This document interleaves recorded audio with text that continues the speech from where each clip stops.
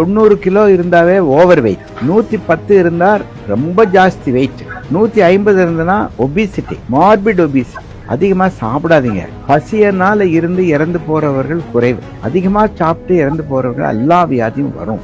BMI ஒண்ணு இருக்கு தம்பி, அதாவது உயரத்துக்கு தகுந்த வெயிட் இருக்கா, பாடி மாஸ் இண்டெக்ஸ். அதுக்கு ஒரு மெஷின் இருக்கு. மெஷின்ல ஏறி நின்னோம்னா சொல்லும் 25 26 இருந்தா கரெக்ட், 30 இருந்தா அதிகம், 35 இருந்தா ஓவர். அதே மாதிரி 16 18 20 இருந்தா பத்தாது, ரொம்ப குச்சி மாதிரி இருப்பீங்கன்னு அர்த்தம். நல்லா கரெக்டான பாடி மாஸ் இண்டெக்ஸ்ங்கிறது 24 25 26 27. அதுக்கு மேல போச்சுன்னா கண்டிப்பா நீங்க ஆகார பத்தி வைக்கணும். 2 இட்லி சாப்பிடலாம், 3 இட்லி சாப்பிடலாம், 8 இட்லி சாப்பிடக்கூடாது. 2 சப்பாத்தி சாப்பிடலாம், 6 சப்பாத்தி சாப்பிட முடியாது. 1 பரோட்டா சாப்பிடலாம், 5 பரோட்டா சாப்பிட முடியாது. சாப்பிட்டு முடிஞ்ச பின்னாலையும் பசி இருக்கணும். அதாவது வயிறார சாப்பிடக்கூடாது. 3/4 வயிறு சாப்பிடலாம். ஒரு நாளைக்கு 3 வேளை சாப்பிடலாம், 6 வேளை சாப்பிட முடியாது. பசிச்சுதான் சாப்பிடணும். கல்யாணத்துக்கெல்லாம் போனா 40 ஐட்டம் வச்சிருப்பாங்க, 4 ஐட்டம் தான் தொடணும். 40 ஐட்டத்துல உங்களுக்கு எது பிடிக்குமோ அந்த 4 எடுக்கணும். பிளேட்ல எல்லா ஐட்டத்தை போட்டு சாப்பிடக்கூடாது. தயவு செய்து உங்க உடம்பு உங்களது.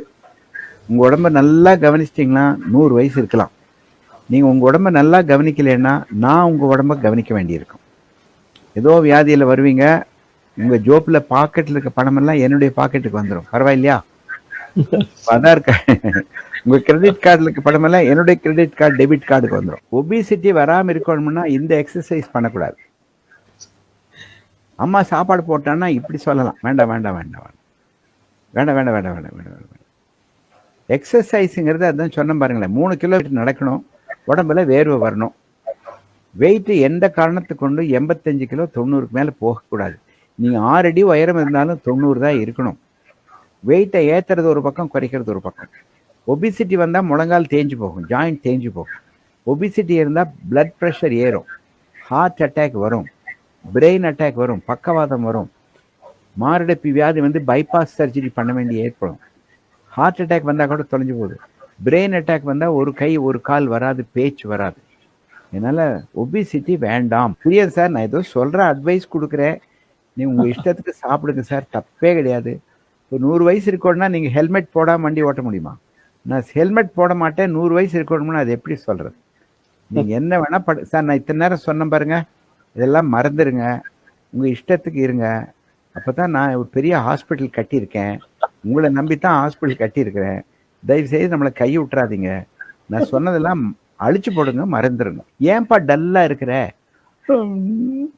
அப்படின்னா உடம்புல வியாதி இல்லை, மனசுல வியாதி. ஏன்னா அவன் காதல் பண்றான், கல்லூரியில போய் என்ன பண்றான், படிக்கிறதுக்கு பதிலா காதல் பண்றான். அந்த பண்ண என்ன பண்ற, வேற யாரையோ கல்யாணம் பண்ணிக்கிறான். இப்போ டிப்ரெஷன் வரும் இல்லை, நடக்கிறதானே சொல்றேன். கூகுள்ல பார்த்தாவே கெட்டது கெட்டது கிடைக்குது சார். கூகுள் சைட்டில் மோசமான சைட் இருக்கு, குழந்தைகளுக்கு டச் பண்ண அதில் வருது. ஐயோ! அதனால கைபேசி குழந்தைகளுக்கு என்ன தேவை? 10 படிக்க வரைக்கும் கைபேசி தேவையே இல்லை.